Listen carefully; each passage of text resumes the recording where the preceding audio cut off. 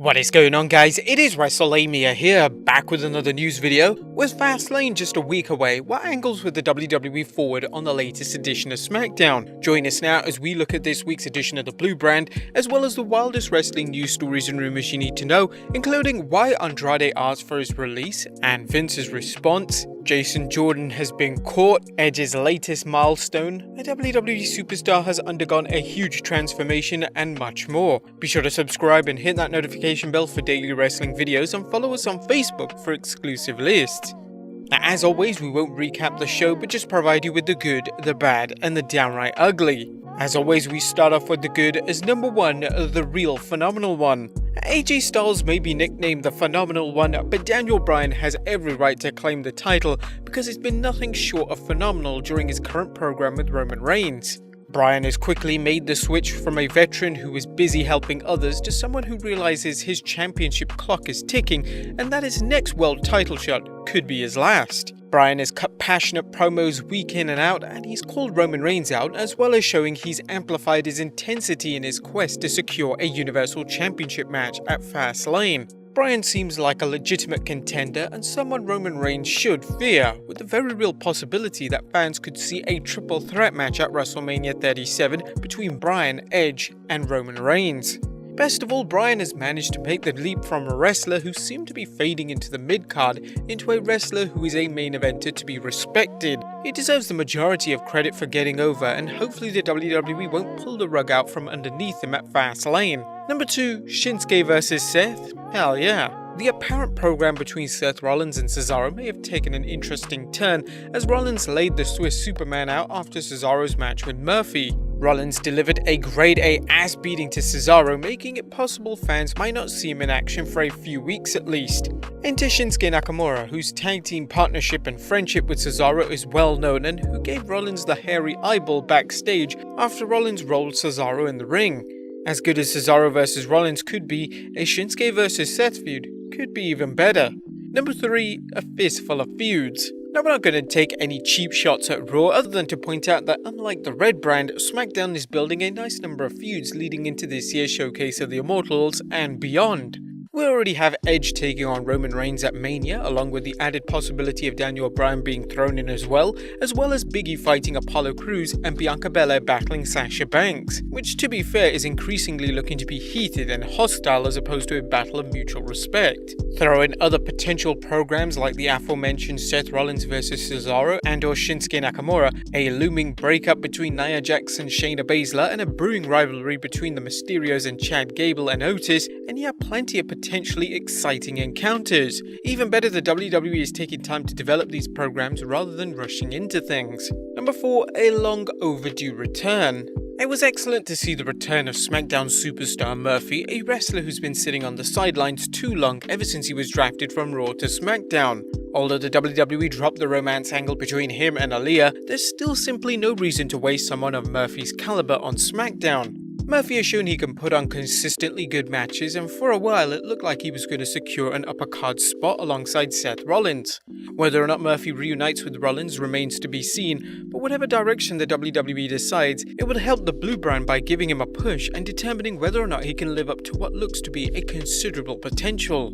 That was the good. What about the bad? Is number 1, Tamina pins Bianca? The title speaks for itself, but we know that there's likely some fans who are praising for helping to put Tamina over with a pinfall win over Bianca Belair. As much as Tamina deserves a push, the pinfall was meaningless and she'll likely be counting the lights next week. The thought of the number 1 contender for the SmackDown Women's Championship losing to Tamina is laughable and hurts Belair's credibility as a challenger while doing nothing for Tamina. Although they want to build a tension between Sasha Banks and Belair, this is not the way to do it, and Reginald's role in the match would have been better utilized by him causing a disqualification loss for Banks and Belair. Number 2, crazy camera cuts. Is the WWE bringing in interns from the local film school, or is Quentin Tarantino taking over directing SmackDown? Either way, it looks like whoever's in control of the production truck has SmackDown confused with an action movie where 300 cuts per second increases the show's intensity. While the WWE does have state-of-the-art production values and rarely misses any in-ring action, it's difficult to follow a match with such crazy camera cuts. Number 3. Better with Bayley. Last night's Smackdown showed that the blue brand is better with Bayley, as the Golden Role Model's absence was noteworthy. While the case can be made that the WWE overexposed Bayley and Sasha Banks in 2020, they seem to have made the right adjustments in 2021, with Bayley being used as an in-ring performer or talk show host, either of which have been entirely entertaining. While she may need the night off every now and then, the blue brand isn't just the same when she's gone, and hopefully they will build up a program for her heading into WrestleMania. Again, nothing downright ugly on this week's Smackdown, as it did an excellent job building up Fastlane, and more importantly, WrestleMania 37. What did you guys think of Smackdown this week? Let us know in the comments down below. Now let's move on to the news.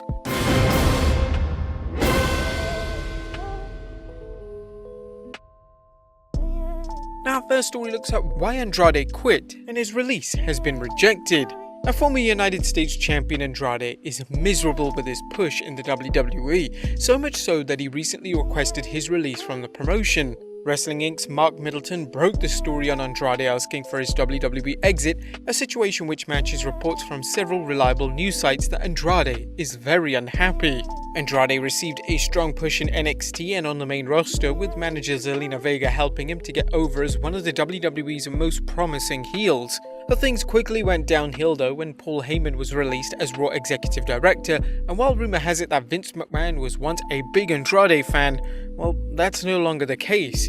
The WWE is denying Andrade his release, but that could change if the WWE makes its usual post-WrestleMania roster cuts. Andrade asking for his release is unfortunate, as he is a talented performer who the WWE seem to want to build up for its ever-growing market in Latin America. However, Andrade's WWE career has been in limbo ever since he parted ways with manager Zelina Vega and tag team partner Angel Garza, a time which at one point looked to be on its way to winning the Raw Tag Team Championship.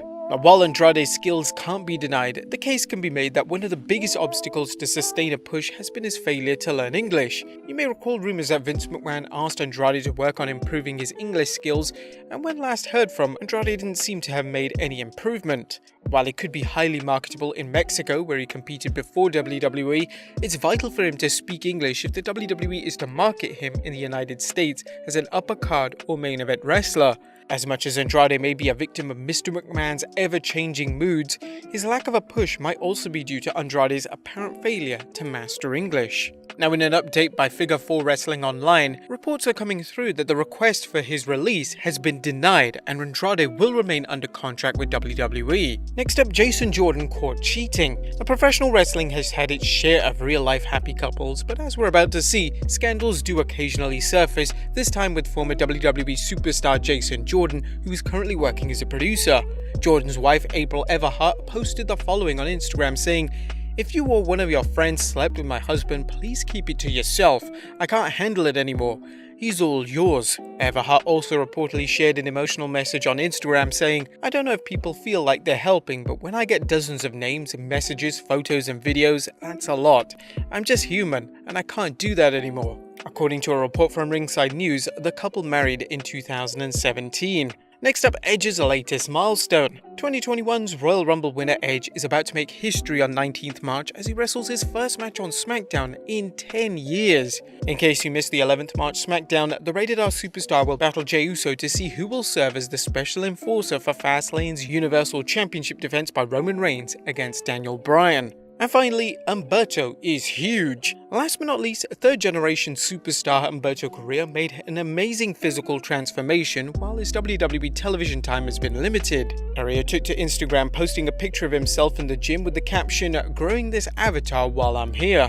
Now, if you want to get off main event, well, this is how you do it. But there you have it, guys. The good, the bad, and the downright ugly from this week's SmackDown, as well as the wildest wrestling news stories and rumors you need to know. Be sure to leave your comments down below, and I'll see you next time with some more wrestling content.